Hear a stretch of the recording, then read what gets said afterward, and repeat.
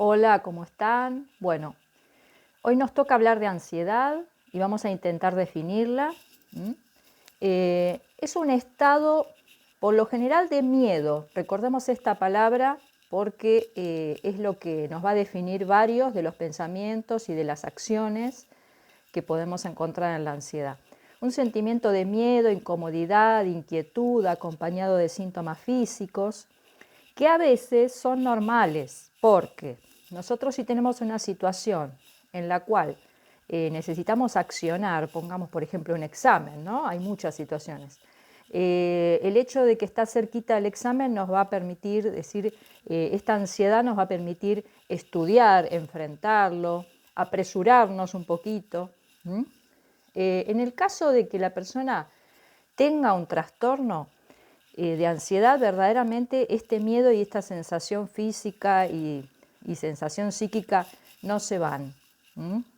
Duran más de lo esperado y es un sufrimiento psíquico y físico, de los cuales vamos a ir nombrando entonces en este caso los síntomas. En cuanto a los síntomas tenemos síntomas físicos, que van a ser, siempre ubiquémonos en la zona central del pecho, pero hay varios lugares del cuerpo, ¿no? Obviamente.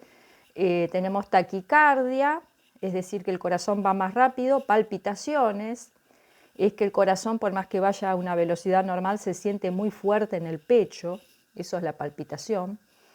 Vamos a tener también opresión, a veces en el pecho, sensación de que el pecho está oprimido y de que la garganta se angosta. De ahí viene el término angustia, de la palabra angosto. Sensación de no poder respirar bien, si bien el aire lógicamente entra igual, eso se los puedo garantizar, pero la sensación es de no poder respirar bien. También vamos a tener contracturas generalizadas en toda la zona escapular, en los hombros, en los omóplatos, entre los omóplatos, en el cuello, a veces inclusive también en los músculos maceteros, que es con los que uno mastica, en la cabeza, un dolor, una sensación como de tener un casco puesto. Otros síntomas, temblor, sudoración, mareos, náuseas, síntomas gastrointestinales. Todo esto va a acompañar a los síntomas psíquicos, que son de inquietud y de miedo. Los pensamientos también van a revestir esta idea de miedo. Recordemos que son catastróficos, como habíamos hablado en otros videos, ¿no? En cuanto a estos pensamientos catastróficos, yo voy a ver todas las situaciones de mi vida, o la mayoría, como si fueran realmente peligrosas, cuando en realidad no lo son o tienen muy poco peligro. Y esa idea va a persistir en mí, refiriéndose a mi persona como que yo no puedo afrontarlas, como que mis herramientas son muy pobres. La sensación es esa, que mis herramientas son muy pobres para poder afrontar estos peligros tan terribles. Y generalmente se refieren al mundo y al futuro también, ¿no? Porque la persona que sufre de ansiedad ve como un futuro peligroso en donde le pueden pasar cosas. Bueno, de esto se tratan los pensamientos. Entonces teníamos síntomas físicos, pensamientos y comportamientos. Dentro de los comportamientos, como va a haber cambios químicos adentro de lo que es la ansiedad, nosotros vamos a encontrar que la persona puede estar evitativa, o sea, todo lo que le provoca temor lo va a tratar de evitar, como pueda. Por ejemplo, si tiene que viajar, tiene miedo a estar en un avión, por ejemplo, o en un transporte público, lo va a tratar de evitar de mil maneras, va a tratar de que lo acompañen, va a tratar de viajar de otra manera. Algunas personas caminan muchas cuadras y kilómetros con tal de no tomar un colectivo. Esa es tratan de evitar lo que les da pánico. Y en el caso de el cambio de la química cerebral, que después les vamos a hablar, hay un tema con que al aumentar determinados neurotransmisores y bajar otros, la persona puede estar irritada. Eso tengamos en cuenta, a veces parecen agresivos, pero en realidad la agresividad vendría a ser algo sano porque ponemos límites a través de la agresividad. No es violencia, la violencia es otra cosa, es premeditada. En el caso de la ansiedad, no. La persona puede presentarse irritable, es decir, que a veces explota con las cosas, ¿m? Y esas explosiones no son las mismas, por supuesto, que los que padecen los trastornos de humor. Esas explosiones pueden ser de mucha irritación, pueden llegar a gritar, a tratar mal a una persona cuando habitualmente no lo hacen, pueden revolear algún objeto, depende el manejo de la situación que tengan en ese momento. Y en las situaciones que son previas, porque hay ansiedad anticipatoria, que es cuando está por pasar algo, la persona espera que esté pasando eso, que a veces es solamente levantarse temprano a la mañana. No es una cosa peligrosa, pero la persona lo percibe como algo terrible. Tener que levantarse temprano e ir a hacer un trámite le genera ansiedad anticipatoria dentro de las conductas, y esto hace que la persona se presente irritable y que trate mal a todo el mundo en su casa antes de ir a ese lugar. Eso es muy común. Bueno, la diferencia con la depresión es justamente en estas características, es en que el paciente puede presentar tanto miedo y sus pensamientos de notar mucho peligro. En cambio, en la depresión los pensamientos son dicotómicos, son extremistas. No está tanto el sentimiento de miedo como en el trastorno de ansiedad. Y esta ansiedad puede ser de tres tipos. Puede ser un rasgo de mi personalidad, puede ser mi trastorno de personalidad propiamente dicha, o puede ser directamente el trastorno de ansiedad, que hay varias clasificaciones dentro de él. Si es un rasgo, son las personas que están siempre apuradas y que les molesta mucho la lentitud de los demás. Seguramente conocen mucha gente así o son así. Eso es un rasgo, porque la persona con rasgos de temperamento ansioso, verdaderamente cuando está haciendo algo, quiere terminarlo ya. O quiere que todo se dé más rápidamente, no puede esperar en la fila del colectivo, un montón de cosas de la vida cotidiana quiere que se hagan más rápido. Generalmente, si en su personalidad tienen esas características, son personas que se van a ocupar de muchas cosas, a veces inclusive de cosas que les corresponden a los demás, y son muy como muy adaptativos. En general suelen sobrecargarse de trabajo, y en los trabajos, justamente cuando una persona tiene esa predisposición a querer cargarse con trabajo que no le corresponde, justamente a esa persona la cargan todavía más, suelen estresarse. Las personas con trastorno de ansiedad suelen llegar al estrés porque no pueden manejar la cantidad de cosas que hacen y de las que se hacen cargo, y además lo quieren todo ya, cosa que a veces no es posible, ¿no es cierto? Bueno, si pasamos, eso es como rasgo de personalidad. Si pasamos a trastorno de personalidad, vamos a encontrar una persona que por sus características le cuesta en realidad su relación con el mundo y con las demás personas. Y dentro de estos trastornos de personalidad vamos a encontrar el trastorno obsesivo, el trastorno por dependencia y el trastorno fóbico. Que eso podemos hacer capítulos aparte, por supuesto, ¿no? Porque no va a ser, digamos, el motivo de esta charla. En estos casos ponen en juego defensas en los cuales se les dificulta mucho, como les dije, su relación con el mundo y consigo mismos.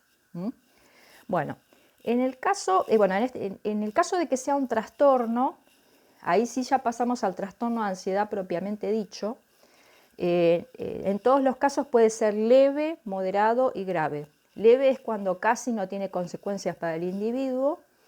Moderado es cuando sí ya empieza a tener mucha sintomatología y más importancia en la vida cotidiana. Y grave es cuando no puede hacer absolutamente nada de lo que se proponga debido a los síntomas y debido a sus pensamientos. Generalmente los que requieren tratamiento son los estadios moderado y grave. Lo que pasa es que como en el estadio leve puede haber insomnio, generalmente se medican también. Bueno, vamos a tratar de clasificarlos, ya que ya sabemos bastante sobre los síntomas. Vamos a tratar de cómo se clasifican los trastornos de ansiedad. El más común es el trastorno de ansiedad generalizada. En este caso, la persona presenta preocupaciones acerca de su salud, acerca del dinero, acerca de su familia, acerca del trabajo. Y ustedes me van a preguntar, pero doctora, ¿es normal preocuparse por estas cosas? Sí, yo le digo sí, es normal, pero no con semejante exageración. No es una crítica, ¿eh? El trastorno es así.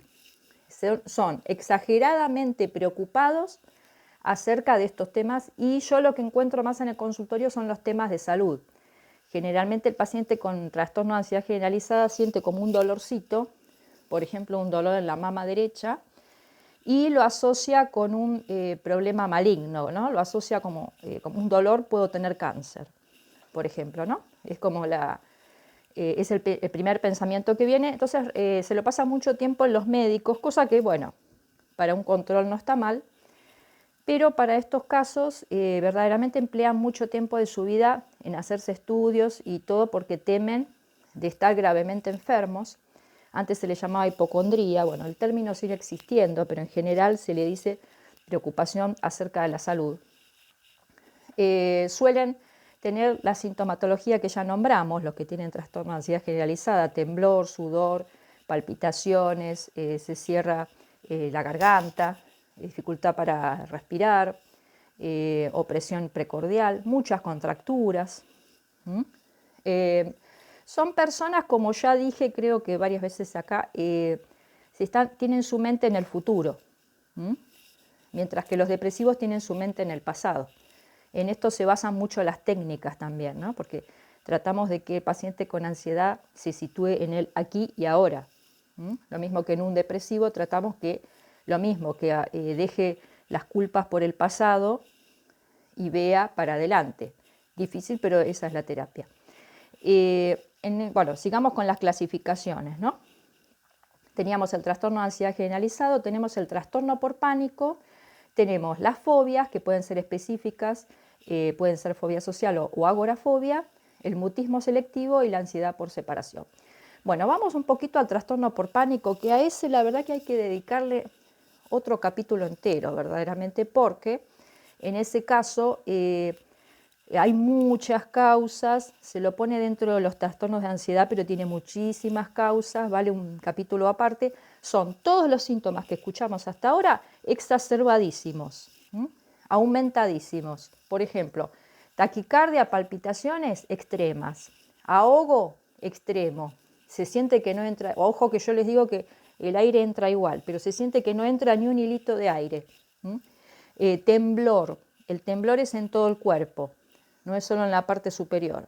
Sudoración, todo el cuerpo. Sensación de huida, que eso está en todos los trastornos por ansiedad. La sensación de huida en el trastorno de pánico se cumple. La persona sale corriendo si puede y si no se queda paralizada.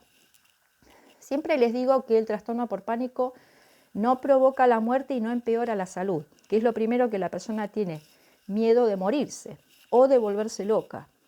Eso es lo que manifiestan. Pensé que me moría, pensé que me estaba volviendo loca durante el ataque de pánico.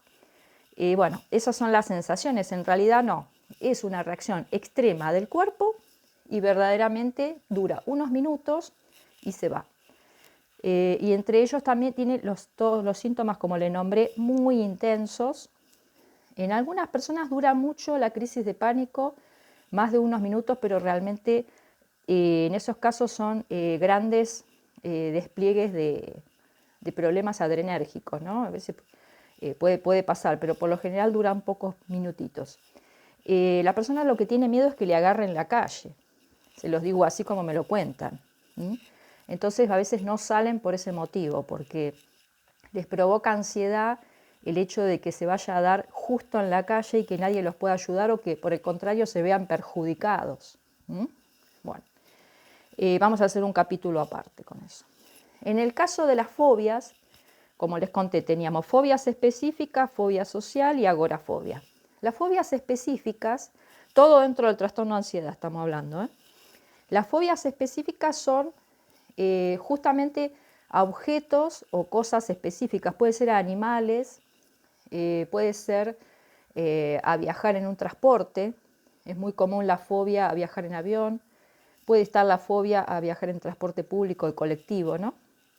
Puede ser, bueno, las fobias que más, digamos, más tranqui, pero no menos intensas, son a los anfibios. Aunque ustedes no los crean, hay mucha fobia a los sapos y a un animalito que ahora hay que no es autóctono en Argentina, pero son los gecos, que empezaron a habitar nuestros hogares. Bueno, la gente tiene fobia específica a estos animalitos. Tiene un tratamiento que muchas veces no es farmacológico, es con exposición, gradual. Nosotros no le ponemos un geco a la persona adelante, la exposición es gradual, lo mismo que al avión. Se logra salir de la fobia del avión, pero gradualmente. A veces no es con psicofármacos.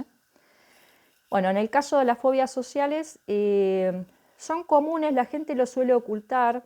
Generalmente, si es muy intenso, la persona no sale de casa porque no quiere ver a otras personas que no conozca, ya que se juzga a sí mismo como que es inútil para el trato social y a su vez siente que los demás están pensando en él. Eso es muy común. Siente que los demás lo juzgan a él socialmente, como que les adivina el pensamiento y están pensando en él, como que lo están juzgando. Me contaba un paciente que él cuando subía al colectivo tenía miedo de sacar digamos, de poner la tarjeta sube porque tenía miedo que el colectivero lo juzgara. Entonces, bueno, en eso que lo que menos piensa el colectivero en ese momento es en la persona. Así que bueno.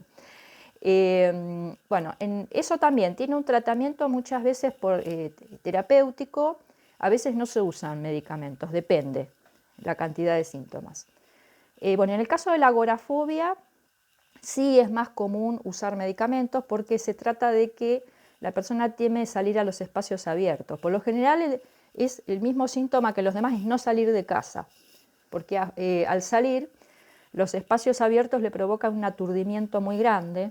Además de todos los síntomas que nombramos, sienten la cabeza como estar aturdido.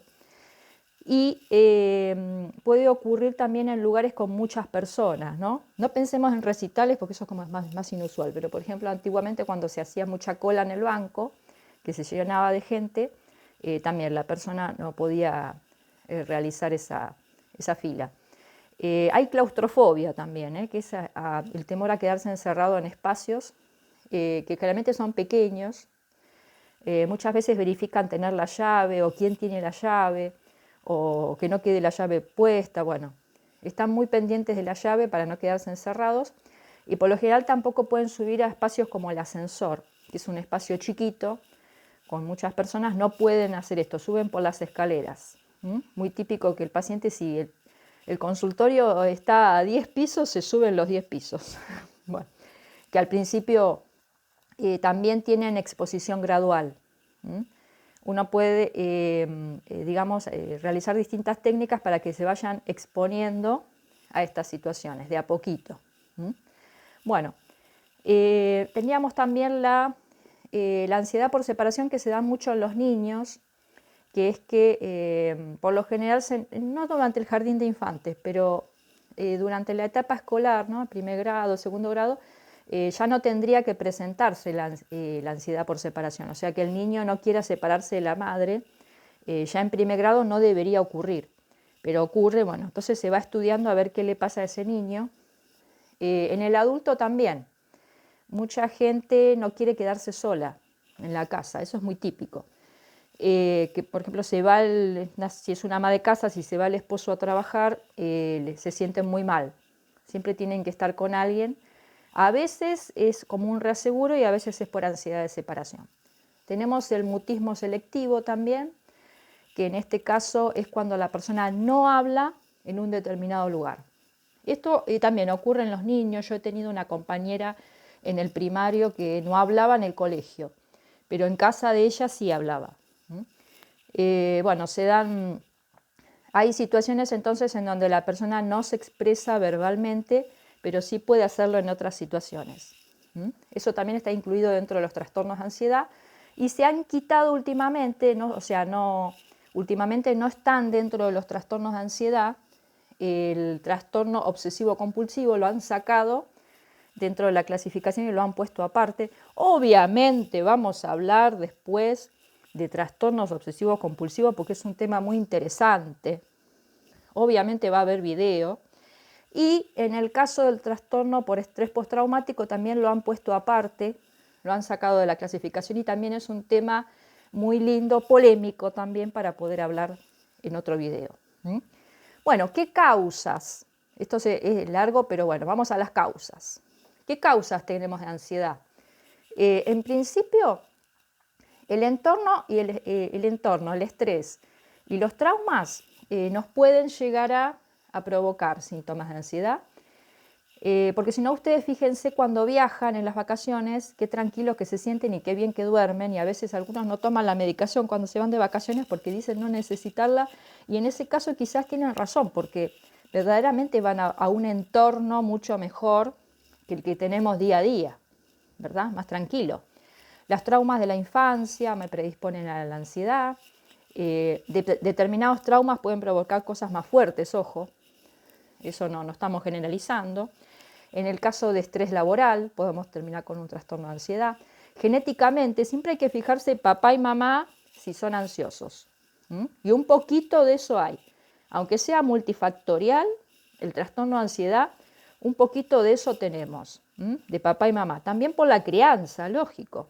Si nos criaron unos papás ansiosos, no vamos a ser muy tanque de agua, o a lo mejor tengamos una reacción reactiva y sí seamos un tanque de agua, ¿no es cierto? Bueno, biológicamente también podemos ser sujetos temperamentalmente muy reactivos y en este caso estar siempre con reacciones mucho más hiperactivas. Eso da lugar a diferentes, digamos, cuadros, no solamente de ansiedad. Bueno, químicamente, ahí vamos a lo que nos interesa por el tema de, digamos, psiquiatría. Las causas en la química cerebral en un paciente ansioso va a aumentar. Aumenta la adrenalina y la noradrenalina, disminuye la serotonina. Eso a grandes rasgos, ¿eh? Siempre estamos hablando a grandes rasgos. O sea, no estamos hablando digamos, de específicamente explicar cada concepto y explicar cada aumento que tenemos, porque ahí ya sería una clase más académica. Estamos hablando de que aumentan las hormonas adrenalina y noradrenalina y disminuye la serotonina. Esto me crea a mí un ambiente adrenérgico con muchos glucocorticoides en sangre. ¿Qué significa? Que vamos a tener, por ejemplo, todas las reacciones que son de alerta con estos neurotransmisores aumentados. Vamos a tener sobresaltos durante el sueño. Esas son las causas químicas. En cuanto al diagnóstico, ¿cómo hacemos el diagnóstico en psiquiatría? Como ustedes ya vienen suponiendo por los otros videos, el diagnóstico es clínico. O sea, vamos al doctor, el doctor nos diagnostica, digamos, un estado de ansiedad generalizada, descarta que no tenga patologías clínicas. ¿Cuáles son las patologías clínicas que tenemos que descartar? Primero, obviamente, hipertiroidismo, ¿no? Como les dije también con depresión, que en la depresión descartamos el hipotiroidismo o cualquier problema tiroideo. En este caso descartamos el hipertiroidismo porque tiene bastantes síntomas en común: taquicardia, sudoración, estado de nerviosismo general, insomnio. Tiene un montón de síntomas en común, y parece confundirse. Así que le pedimos un examen de sangre al paciente a ver cómo tiene la glándula tiroides. También le pedimos a ver si no tiene anemia, porque los síntomas de debilidad de la anemia se parecen muchísimo a los síntomas, por ejemplo, con taquicardia, el cansancio, porque también hay cansancio, ¿no?, en la ansiedad, porque podemos tener, bueno, las palpitaciones y podemos tener sudoración, síntomas de mareo. Podemos tener varios en común con la anemia, aunque no sean iguales. Y las arritmias, importantísimo esto, hacerse un electrocardiograma o saber de antemano si uno tiene arritmia, sobre todo la fibrilación auricular, que es muy común en jóvenes, la FA. En este caso tendríamos que descartarla porque todo lo que tenga que ver con la aurícula, inclusive la estenosis de la válvula mitral, todo lo que tenga que ver con las aurículas en general y las arritmias provocan síntomas similares a la ansiedad porque no hay fabricación del factor natriurético atrial y en este caso no pueden frenarse los ataques de pánico. Esto es mucho más complejo. Saber si tenemos arritmias simplemente. Después, bueno, tendríamos que descartar otras enfermedades que nos estén provocando ansiedad, que pueden ser enfermedades clínicas, y descartar obviamente el consumo de sustancias, de cualquier sustancia que a ustedes se les ocurra, de alcohol, cannabis, cocaína, todas las que se les ocurra. Descartar el consumo de sustancias, porque pueden provocar ansiedad posterior. Eso pueden provocar todo tipo de trastornos, pero también ansiedad. Bueno, si bien hay pacientes que me dicen quiero tomar cannabis porque me quita la ansiedad, depende cómo lo tome y en qué forma le puede provocar ansiedad en vez de sacársela. Bueno, en cuanto al tratamiento, el tratamiento, la terapia, son las terapias cognitivo-conductuales, pero puede ser cualquier tipo de terapia bien hecha, donde haya una buena alianza terapéutica con el psicólogo. Porque en este caso son personas más abiertas, no es tanto como el depresivo que es difícil de abordar. En este caso puede ser que con otras terapias pueda resultar. La terapia cognitivo-conductual la nombro porque tiene más hacia un objetivo determinado. Entonces, bueno, que puede ser un objetivo determinado poder viajar en colectivo, por ejemplo. Eso es más para la terapia cognitiva. Entonces, en el caso de la farmacología, el psiquiatra va a indicar ansiolíticos, el más conocido clonazepam, ya lo sabrán, y puede ser que indique también antidepresivos. ¿Por qué me recetan antidepresivos si soy ansiosa? Porque justamente estos antidepresivos aumentan la capacidad del cuerpo de fabricar serotonina, entonces en ese caso vamos a tener, digamos, un mejoramiento por ese lado. Porque el clonazepam y todos los ansiolíticos van a frenar la secreción de la noradrenalina y la adrenalina en términos generales, por favor, esto no es una clase académica. Y en el caso de la serotonina va a aumentar, la secreción de serotonina y va a lograr un mejoramiento entre ambas. Es como un segundo escaloncito. Siempre le decimos al paciente el primer escalón es la terapia y los ansiolíticos y el segundo escaloncito sería los fármacos que aumentan la serotonina, que son los antidepresivos. Por ejemplo, sertralina, por ejemplo. Bueno, les agradezco que hayan llegado hasta acá. Fue un video largo, así que no se pierdan los próximos porque cada tema va a ser explicado en particular. Bueno, únanse al canal, hay como una campanita que dice suscribirse y si les gusta el video le ponen me gusta y me lo comentan. Bueno, les mando un saludo, un abrazo muy grande.